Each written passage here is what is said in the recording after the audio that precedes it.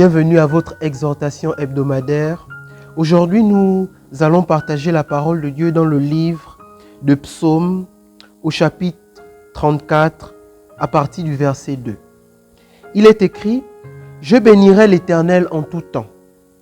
Sa louange sera toujours dans ma bouche. » La question que nous pouvons nous poser ici, c'est qu'est-ce donc bénir l'Éternel en tout temps?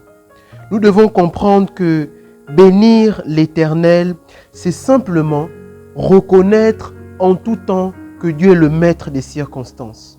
Bénir l'Éternel, c'est élever Dieu au-delà de toutes choses. Nous devons bénir l'Éternel dans les bons comme dans les mauvais moments. Nous devons bénir l'Éternel dans la joie, même dans la tristesse. Parce qu'en réalité, nous sommes nés et nous avons été créés pour l'Éternel. Et donc pour bénir l'Éternel.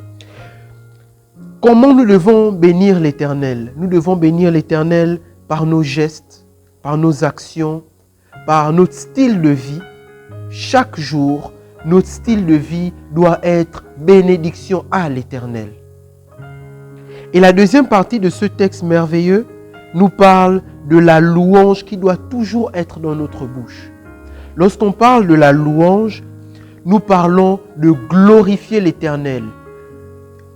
Élever ses mérites, dire ce qu'il est pour nous. Élever son nom en toutes choses. Et donc, nous devons, dans tout ce que nous faisons, toujours reconnaître que Dieu est le maître de toutes les circonstances. Toujours l'élever, le glorifier, le magnifier. Et cela doit toujours être dans notre bouche. Lorsqu'on dit que la louange doit toujours être dans notre bouche, ça veut dire dans toutes les actions que nous posons, nous devons toujours être prompts à louer l'Éternel, à reconnaître les bienfaits de l'Éternel. Alors, très chers frères et sœurs, voici cette exhortation qui, je crois, vous aura béni. Car aujourd'hui, nous avons compris comment bénir l'Éternel, pourquoi le bénir et comment faire en sorte que sa louange soit toujours dans nos bouches. Grâce et paix chez vous.